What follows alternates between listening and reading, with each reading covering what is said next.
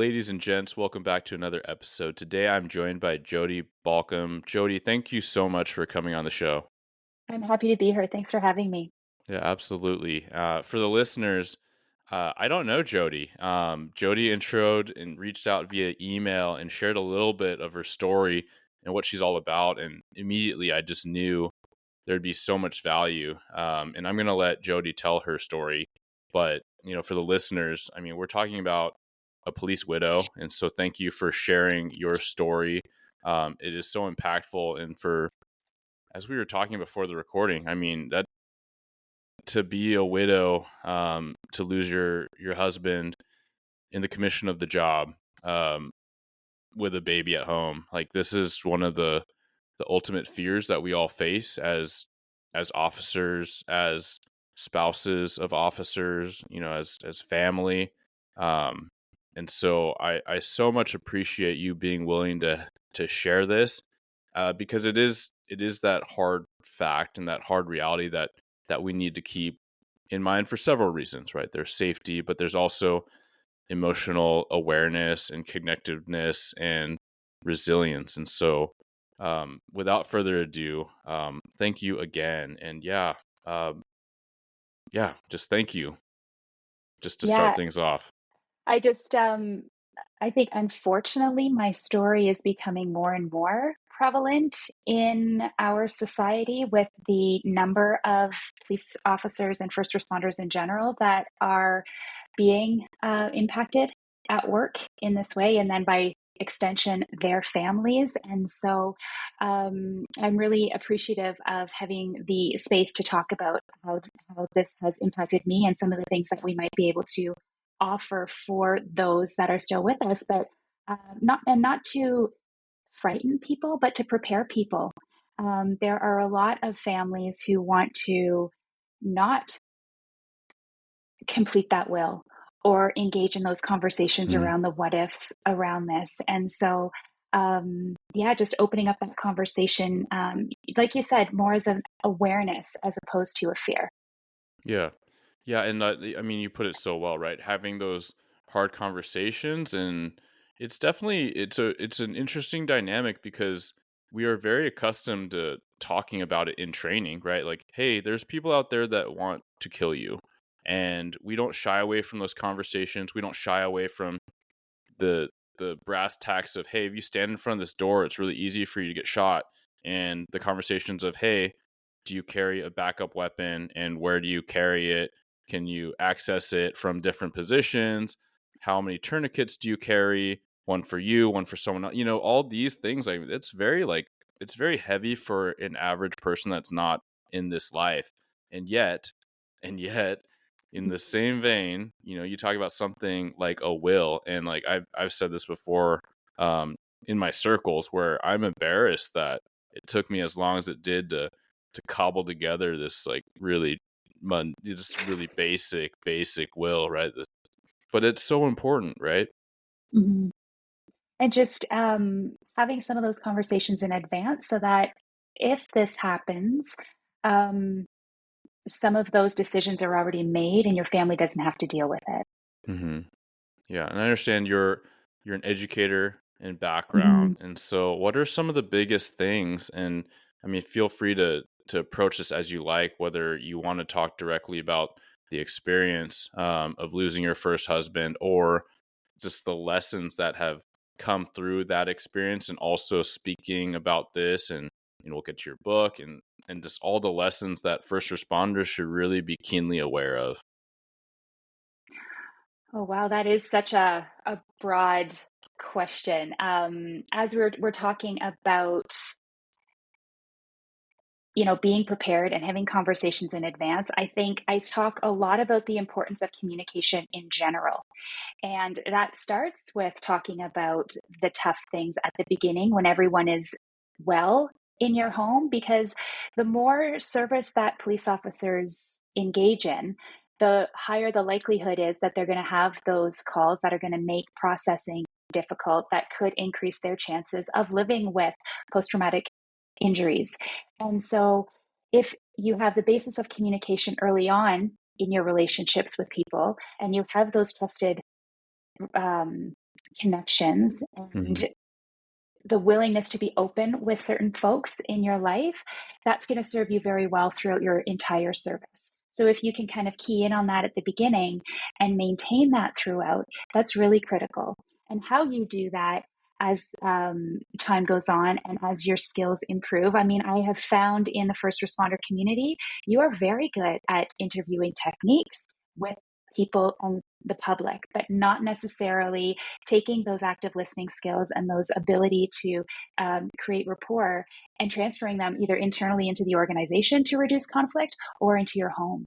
And so, how can you really start to explore the way that you communicate and reflect on how is that being received? Is this landing the way that I need it to? Am I actually speaking in a way that encourages conversation as opposed to promoting conflict or confrontation?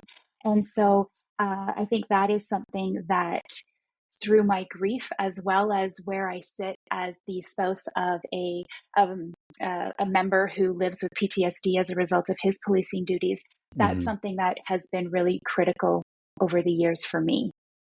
Yeah. What are some of the biggest things that someone can think about and bring back to their spouse as like a starting point? Because we're already diving into a lot of really big topics, right? Like the potential of being killed in duty, with your first husband. Now we're recognizing like with your husband now, having to grapple with PTSD, PTSI, Mhm. and a very real, significant factor that's facing first responders as well. Yeah, so I guess what is the question that we want to explore in that vein? Because there are different areas that we can go down. So, what would be most pertinent for you to delve into there? Yeah, what are some of the things that you think would be pertinent to potentially build this resilience? I know that that's a huge factor and topic for you because as I see it, yeah, a lot of unknowns can happen, and we can recognize the danger. We can recognize there are lesser but very complicated things as well that could happen. Right, you can Mhm. have an injury in or out of work that would be um, that would remove you from being able to do that, right? So that can be physical, that can be mental, and exposure, and then that's going to affect the family and your marriage in a significant way as well. So, and then as I start to think about all these different dynamics in the spectrum, I mean, that's what we can control, right? Is planning for one, but also just aiding and supporting our resilience. Mhm. I um I can speak very much to being the support person in this line of discussion, um, but I think the topics are very general that Mm, can be applied to the membership as well. And all of these things that help to build resilience, I kind of put them into three buckets. It's like a focus on your personal growth and building self awareness. And then, secondly, how to enhance your communication skills and your emotional intelligence. And then, thirdly, how do you really engage in support and know what resources are available for you? And so, if we kind of break down those three buckets, in the first one where you're talking about personal growth, I like to use a model that's called the leader character model, and it really talks about these 11 dimensions of character. And I actually still work in the Royal Canadian Mounted Police as a civilian in their mm, learning and development sector, and we talk about this with our leadership. And this is an area where it helps to build habits for you to be able to gain greater self awareness so you can draw on strengths in different situations in order to have a more balanced response. And the more you're able to step into the willingness to actually see how you're showing up every day and noticing when there's differences and when a shift might be required is really the first step to being able to kind of take a step back and say, okay, how am I changing? How am I showing up? And why might this be?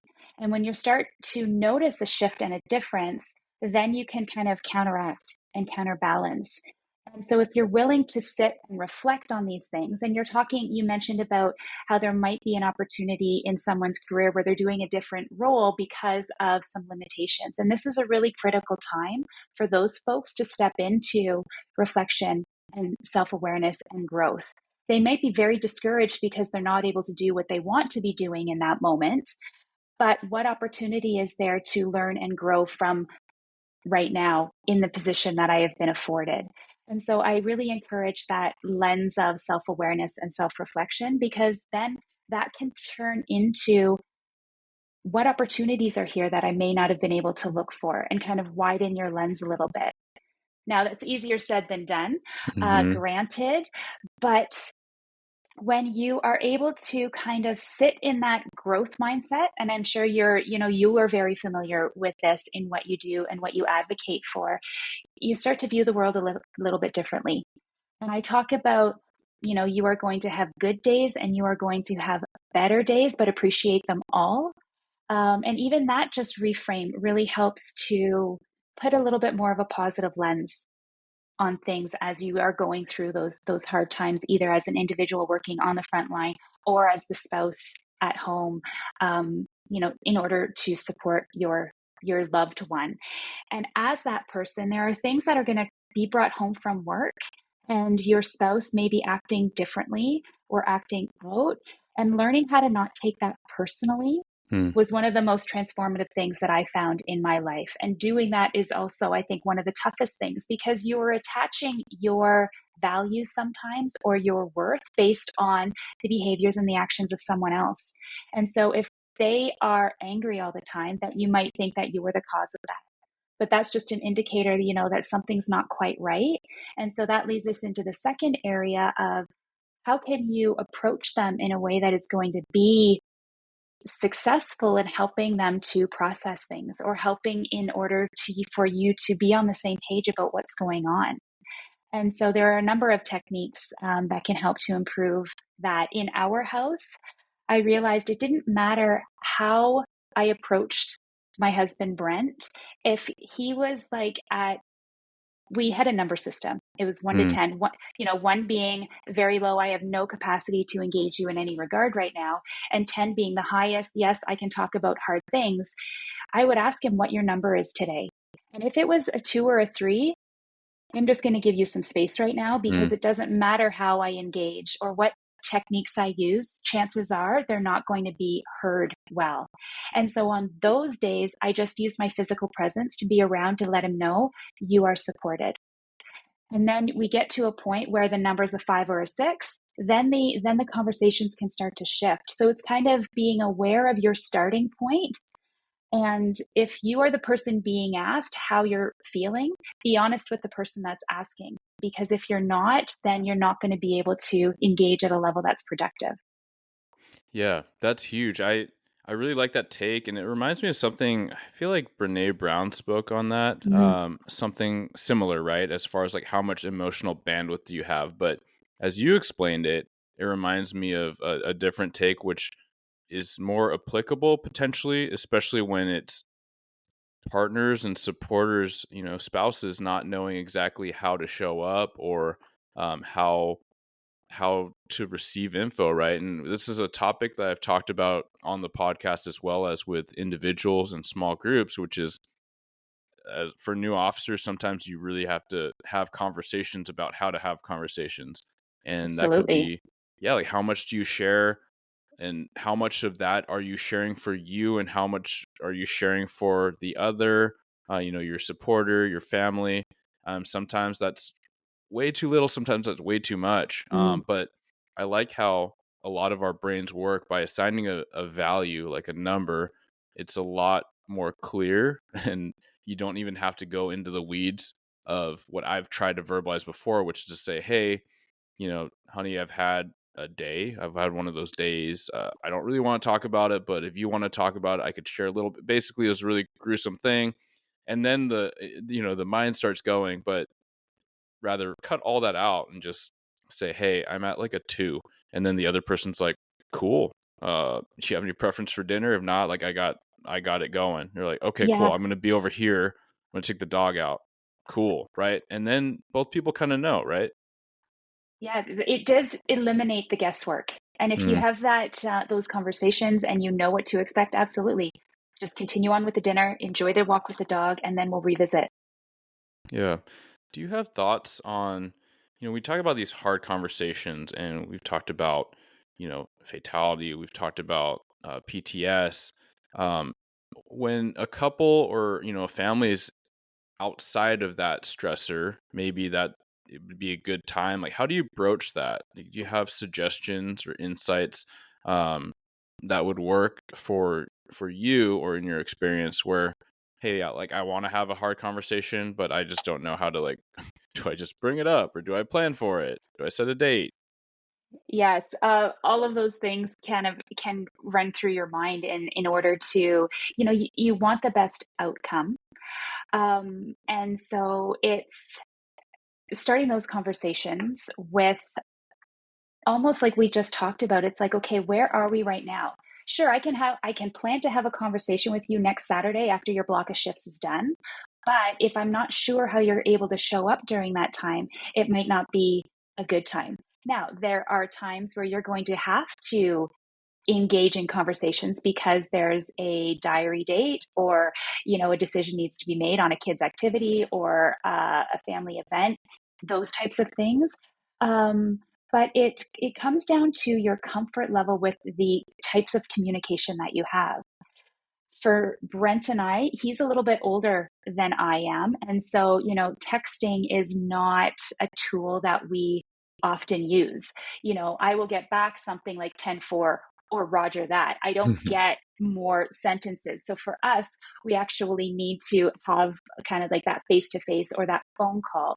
For younger folks, it might be, let's introduce this topic via text Hmm. saying, okay, I've had these thoughts, it's about this topic. Let's wait for a time when, we're both able to engage. Let me know how you're feeling. Like those types of things you can kind of start to introduce slowly so that when you actually have the sit down, and it might be a little bit more involved, you're a little bit more ready to receive.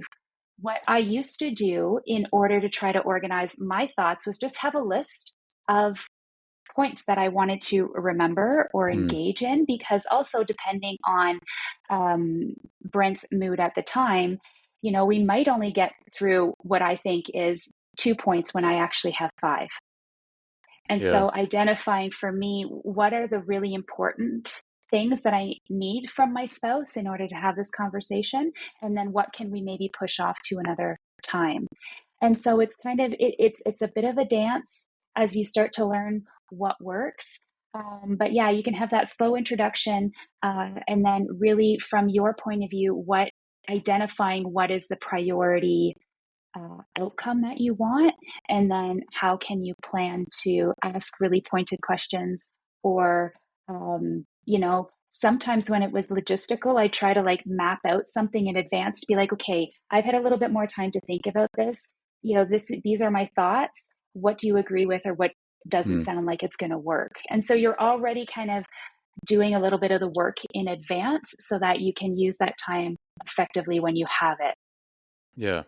I like that. I like how you explained it to be like a dance, right? Because again, so many of our types, especially in the type of work we do, it becomes more regimented, like if this, then that, and like building these contingencies and these other plans. But ultimately, like you have to feel it out, which like takes us all the way back to your earlier nods and conversations about emotional intelligence and Mhm. self-awareness. Like how do you know how to navigate something if you don't know where your starting point is and what your tendencies are and then those around you, right? And so I do like some of the examples you threw out, which are, to me a lot like kind of dipping your toe, right? Maybe it's a text or maybe it's just like, hey, I've been thinking about these kind of just these hard conversations. I'd like to talk to you sometime like in the week.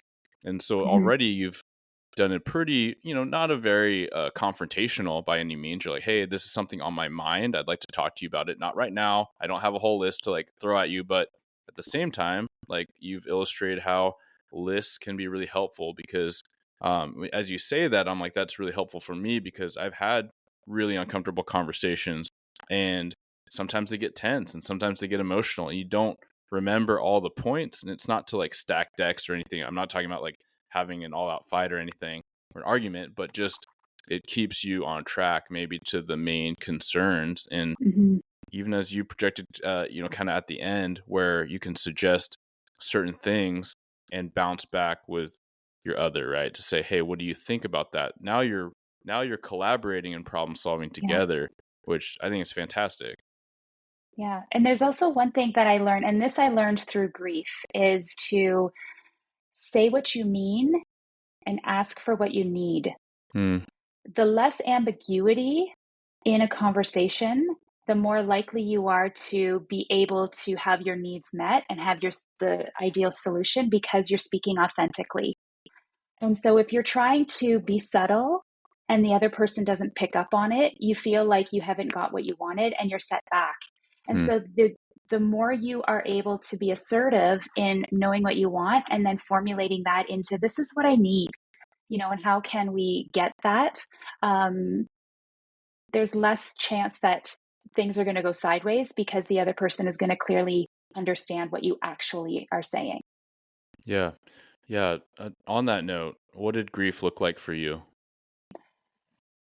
Uh, at the beginning, it was a lot of confusion. And so Chris was called out at 2:30 in the morning. He had come home and then he had been called out. We were in a small northern Arctic community in Canada, town of only 3,500 people. I think there were 8 members working.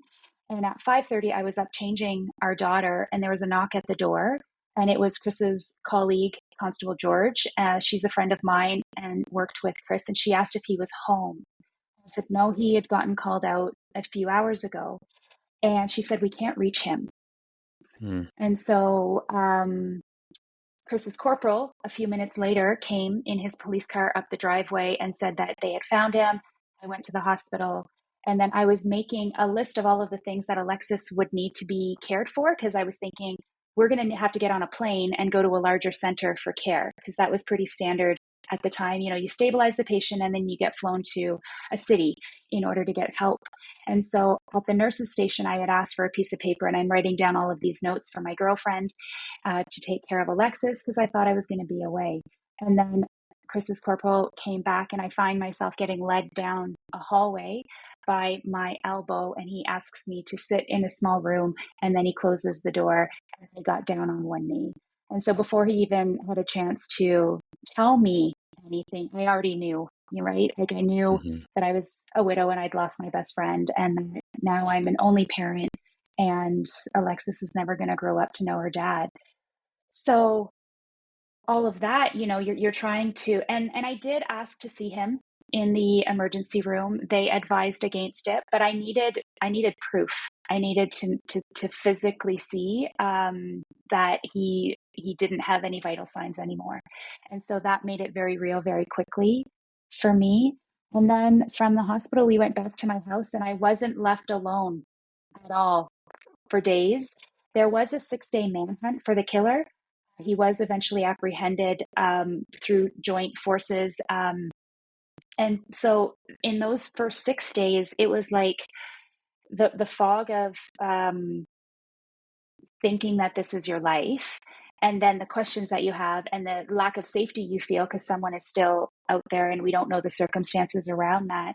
And so it was kind of like after the apprehension, after the full regimental funeral, like Chris's hometown was our nation's capital. So 3,500 police officers marched on our Parliament Hill and to the cathedral. And so it was a very public event. And so it was kind of like through that whole time, I was answering questions, I was making decisions on different things. And so it wasn't until I would say about a month later when, that support started to physically be out of my space and Alexis and I were starting to settle in as just the two of us instead of the three of us, that I started to be able to process what had happened. And I was a very angry 29-year-old. I, you know, I didn't focus necessarily on why is this happening to me. I very quickly stepped into, okay, this is my reality. So what am I going to do next? And I think I was able to do that so quickly because of Alexis And because I wanted to do the best I could to raise her in the best way possible so she didn't experience all of the pain that we were feeling around her as adults. And so I put her as my what. And so all of my decisions from there on were like, okay, how is this going to best serve me and her as our smaller family unit? Mm, And so when you talk about how did I navigate grief, so yeah, there's that haze for a very long time, and widow fog is real. There are gaps in my memory, even like as I was going through my book and I was calling different people that were involved, what they remembered and recalled versus what I did were not always the same. I would see myself in photos and have no memory of actually being there. And so as that started to lift and I started to settle into the reality of this is now the reality of being by myself and having to navigate this. And I chose to move out of the north and move to be closer to Chris's family for more familial support there. And then started to recreate my life and build connections. And I did most of that exposure to other people was by forcing myself to put Alexis in activity so that she would have interactions. Therefore, mhm. I would get put with the parents and start to kind of dip my toe into what does this life look like for me. And so I think it was the goal of providing Alexis with joy and happiness in her life that propelled me to be able to make forward movement, I would say, at a pretty consistent rate, in order to allow me to, have the openness in order to engage in a new relationship within 2.5 years and the openness to work in a different profession. I was a teacher by trade and I said, no, this doesn't feel right. Now I'm going to, go into a different line of work with design and development. So it was being vulnerable to open myself up in a way that I never had thought of before. And what I've realized, and this came through writing the book, um, I was able to really start to move forward in a more positive way when I let go of the guilt that I was carrying about living a life that was different than the one that Chris and I had planned together. And it was that release of that guilt that really propelled me in a forward motion, I would say. Yeah, that's a really good breakdown, and I think that there's so much that listeners can resonate with and think about either for themselves or someone in their life, and take that example and apply it for themselves. Where do you think you had? Well, let me put it this way: when I hear your story and I hear there's that haze and then the kind of reorienting around your daughter, I still feel and hear this strong intentionality towards serving her, and then also recognizing that it would serve you in moving Mhm. forward. Did you feel it at the moment, or was that a byproduct? And where do you, or was it guidance that you got that kind of nudged you that way? Oh, interesting question. I honestly think so. Oh, yes, Alexis was the main goal, but I was really angry too. I say that I accepted while I was pretty mad about having to accept. And so at the time, I was speaking out about backup policy within the organization. Chris was out on that call on his own, and that was standard practice.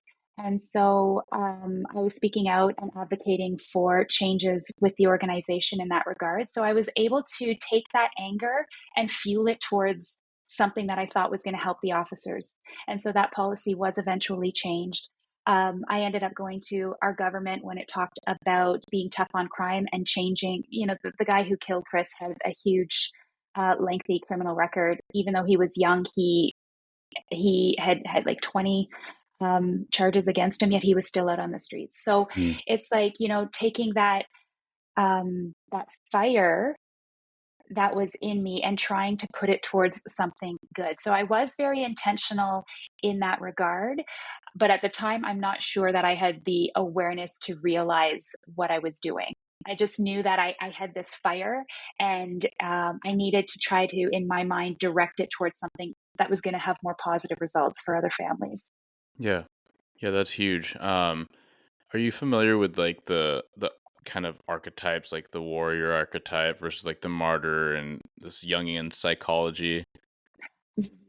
Very little. I would need some Yeah. more background, No, I yeah, for you just to. yeah, I mean, what I hear is I've been fascinated with this in the past, but it's kind of that like warrior spirit, right? You're calling it as like you're angry, you're frustrated, and then you found an outlet, right? And Mhm, some people do have that tendency to be like, why me? And like, why, why my husband?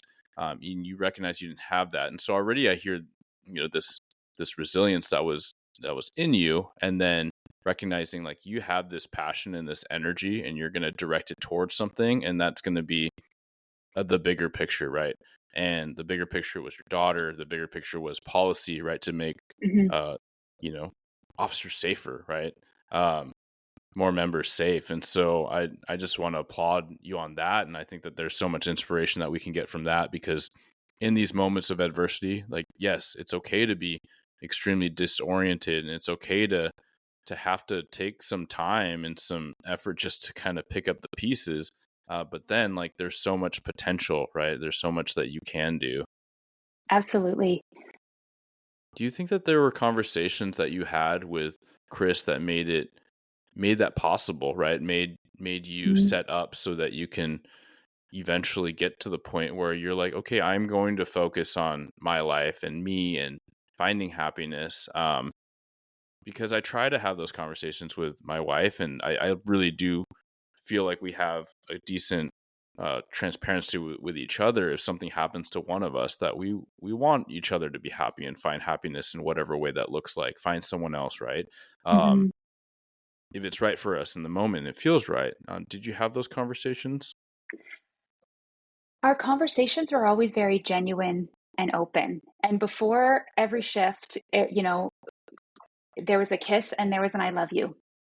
And even on that night, he had come home, he had gotten out of his uniform. He was sitting on the couch when the phone call came in. He came in and gave me a hug and a kiss and said, "I love you. I'll see you tomorrow." And then he left. And then he got changed and then he left. And that was the daily habit that we were in. And it was like there was nothing that wasn't left unsaid. I didn't ever feel like, oh, I wish I could have told him that, or I wish he had have known this. Mm, And I think that was really healing for me because there were other members of their family that didn't have that. There was a little bit of conflict, and so there were things that those members had to reconcile that they would never get to say face to face. mm, yeah, And so it was like their grief paths were much different than mine because they had that regret aspect for things. So Chris and I never really did have the conversation about, oh, if I pass or if you pass, go out and live the life and I'm happy for you to find someone new. Though those were never conversations that we had, but I think there was just a level of understanding and love that we both knew that we wanted the other one to be happy, and whatever that looked like would be supported. yeah, Yeah. yeah. Well, thank you for talking about Chris and your experience through his loss and your growth through his loss. I think that regardless of whether we experience that in our small circles or personally or just in the distance, like in this profession, it's very relevant and very helpful to think about these lessons and these experiences and what we can gain from them. Yeah, thank you. It always makes me smile when I get to talk about him. Our 17-year-old daughter, not just genetically, like she has his red hair and his Mm, hazel eyes. And I know your viewers can't see me, but I have dark eyes and dark hair. We look very different. But she has all of the best parts of both of us. And so her humor is just like Chris's, and her willingness to try new things and adventure is just like his. So it's nice to be able to see glimpses of him every day and all of the best parts of him that come out in her. yeah, that's so cool. That's such a beautiful thing. Um, I'm going to ask you about your experience with Brent and trying to help him with PTSI, PTSD. And was that something that you were familiar with at all prior to his diagnosis and his working through that? Well, I was familiar with Dr. Gilmartin's work on hypervigilance and what that cycle looked like. Chris was always very athletic, and he always, he would come home and he would work out and try to get out of that cycle. So that was Mm. something that I was aware of. And then I had kind of heard about it from a military perspective, and how that was kind of, there was soldiers coming back, and they would be struggling. But and then I became aware of it more acutely after Chris died, because there were other members, from his watch that were openly struggling with it. And I was engaged with a force psychologist, and she was helping me through those acute stages of grief. And we spoke a little bit about that.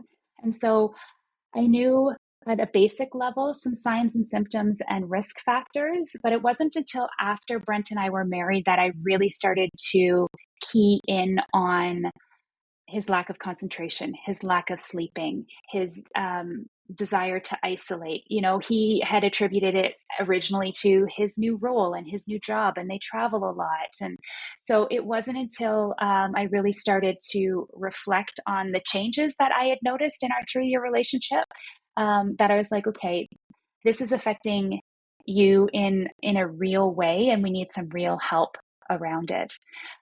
Ironically enough, the new job that he had started was about peer, like creating a peer support program.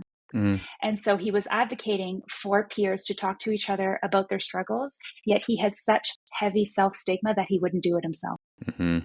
until his body literally made him. Like he had a central nervous breakdown, and that's what got him into more intensive treatment in order to help him come out the other side. Wow. What was that experience? I mean, you talked about tips and things and your insights from that, but what was that like in that moment when you were recognizing all of this, and how did you take care of you in that time? Mm. I once again went into project manager mode a little bit. And so I didn't allow myself to access the feelings about how they were affected me until he started to get a little bit better. And so it was like, okay, he's in his care. He's able to work on things. I started realizing, this is when I really learned, not to take things personally. Give him space, let him do the things. I still have value. I engaged a psychologist myself. She's the one who actually, you mentioned Brene Brown earlier in the podcast. It was homework of mine as part of my therapy to read Brene's book, Rising Strong. Mm. And it was in that therapy and those engagements and my reflections on what is written in that book where I realized I had such an unhealthy relationship with control, and that was the shield that was protecting me from actually doing the inner work in order to continue my healing. And so that really sparked when Alexis was 9 years old, because she came to me one night. She was crying and she said, "Mama, I can't control my equals." And it was shortly after that that she was diagnosed with obsessive compulsive disorder.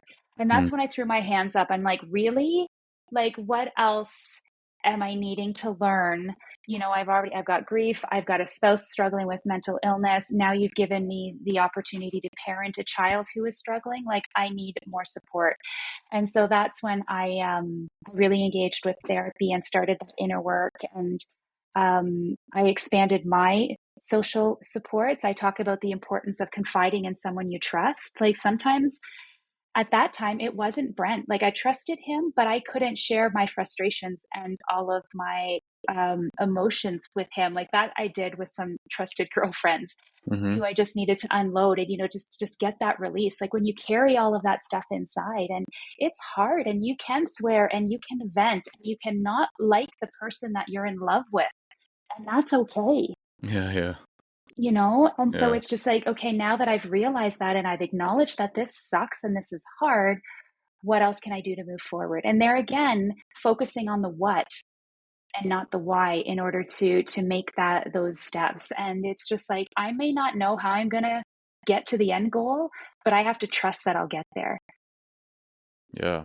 So was there not much therapy when you were in your grief initially with Chris? Was it at this point that you just described where you were much more open to that as a tool and a resource?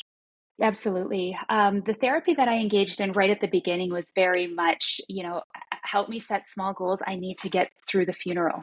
because it was very public, and so help me do that. So that was very goal specific. Hmm. Um, and then I just kind of, with time, grief is a process and it's a journey and it's individual for everyone. And what I learned is that not to compare my process with that of somebody else's. And that was really empowering, but also very difficult to accept because people would often offer what's worked for them. And the angry Jodie was just like, no, I have to do this for me. Mm. And that served me very well. But the importance of not comparing. And if you are the person who is supporting the loved one who has experienced the loss, I encourage you to let them lead the conversations and the actions. Just being present is very helpful, and just letting them lead the conversation because they know what they need in that moment more than you do. And so, not trying to fill that space with suggestions, because I found that really not helpful. And my family members also acknowledged that. Sometimes people would offer without being asked, and that caused more problem than help. Mm. Um, and so there is that. And then I engaged a child psychologist because once Alexis was able to formulate words, and everyone she saw in a red surge was dad, because that's what people were telling her, is like, this is your dad and he's got a red Mm. jacket on. And so all Mounties, so I went to a child psychologist and engaged with them about how best to engage with Alexis.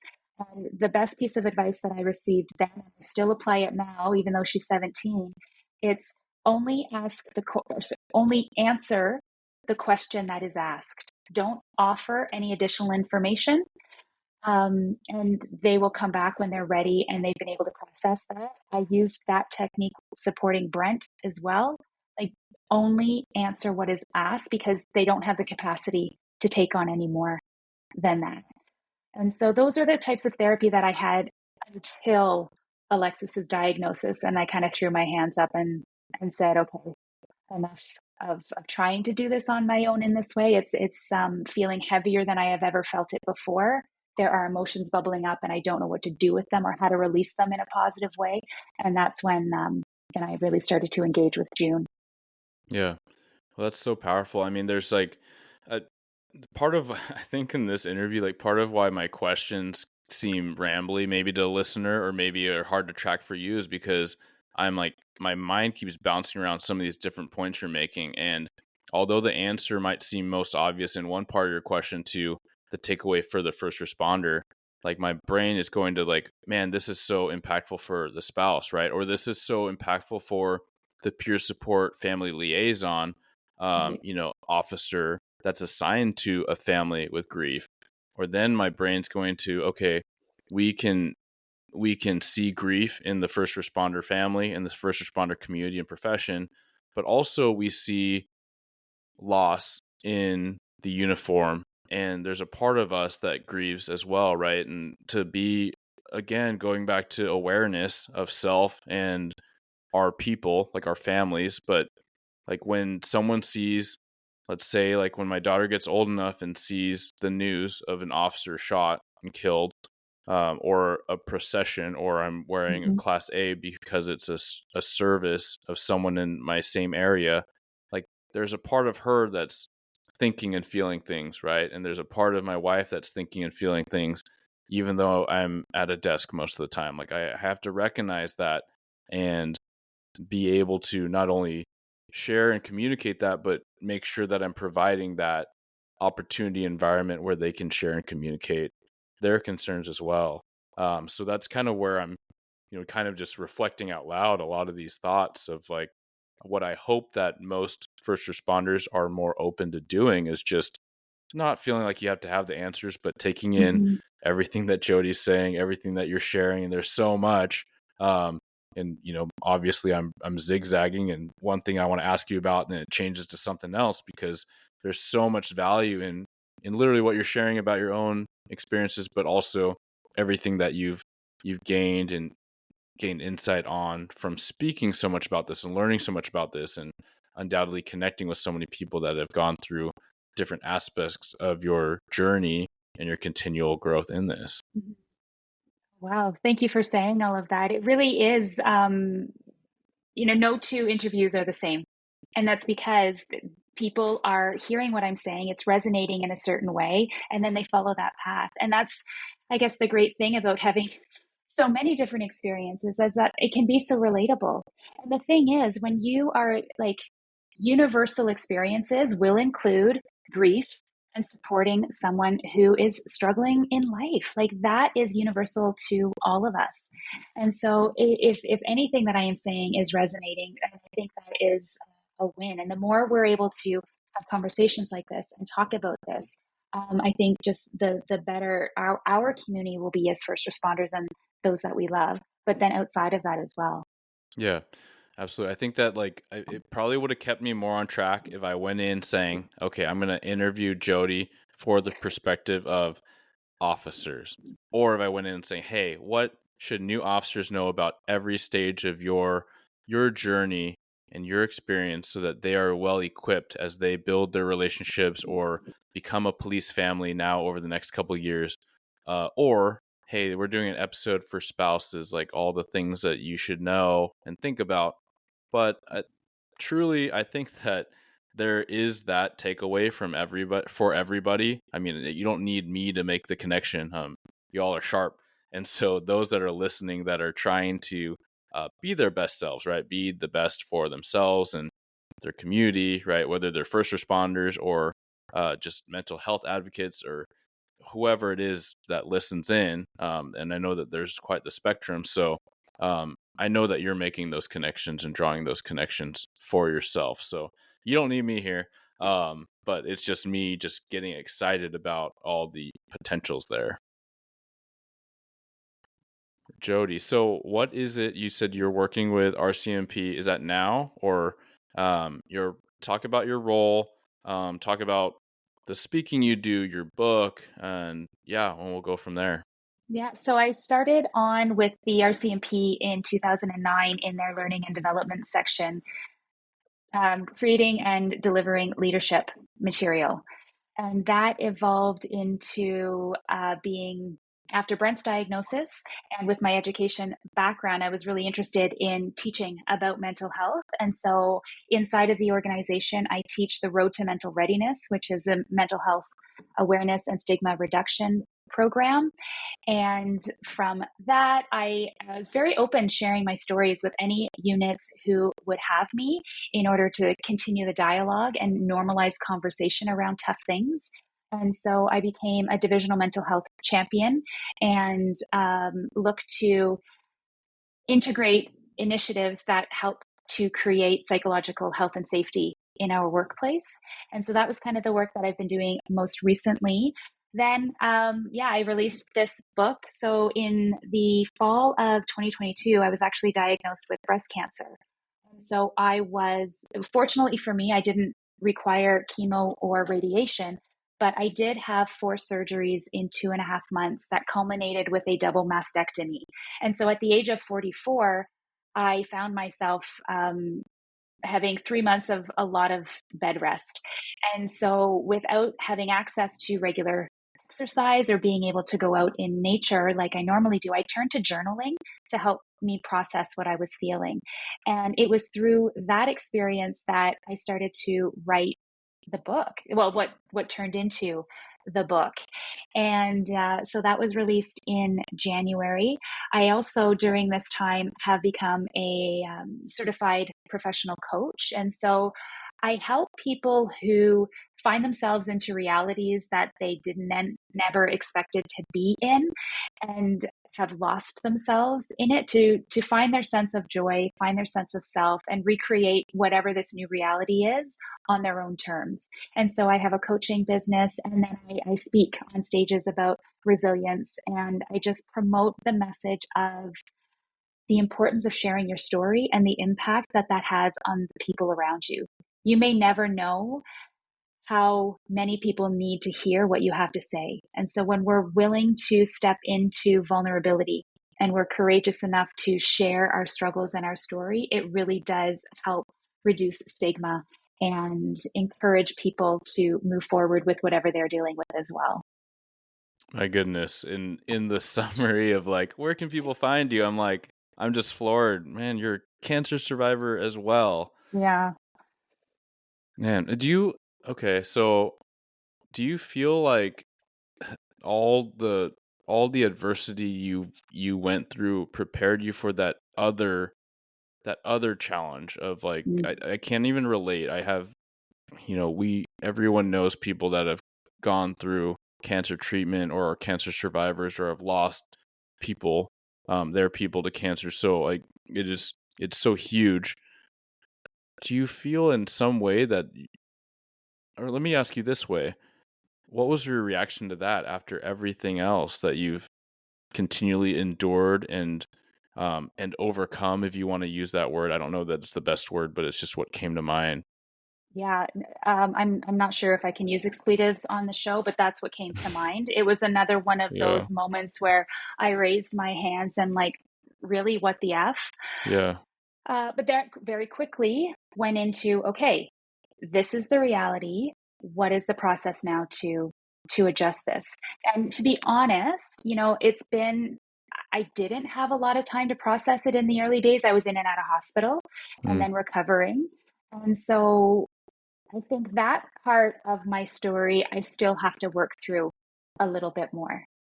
And because I was never sick, I often don't think that what I experienced is as bad as what other people have experienced. And so I'm still reconciling that in my mind and in my body and in my attitude towards things.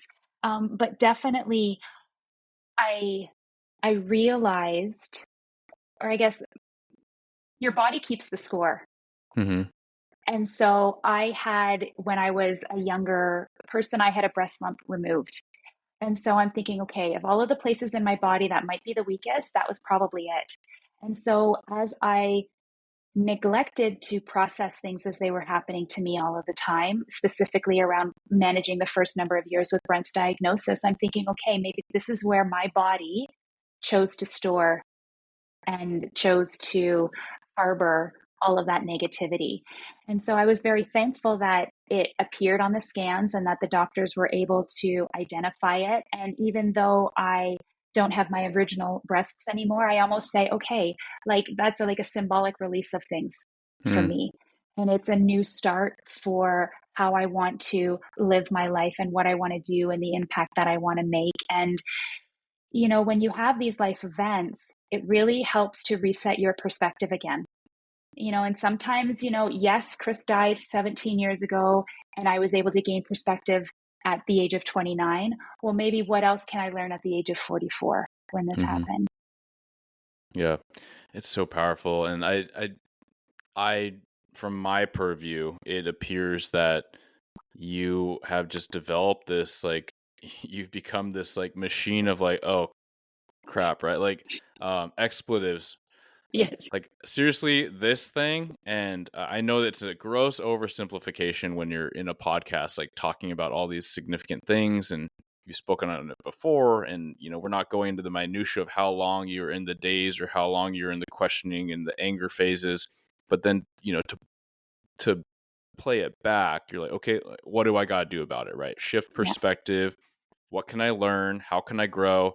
And so I my take is it sounds like you've just become so conditioned to figuring out, because you're developing resilience, like figuring out like how you can overcome what there is to accomplish here, right? Even in the little thing, for some people it might have been glossed over, but for me it would be so heavy, right? You recognize and you share that you would normally like go out in nature and be active, like to process the stress, and that's like very much a thing for me. But then to realize like, well, you don't get to do that.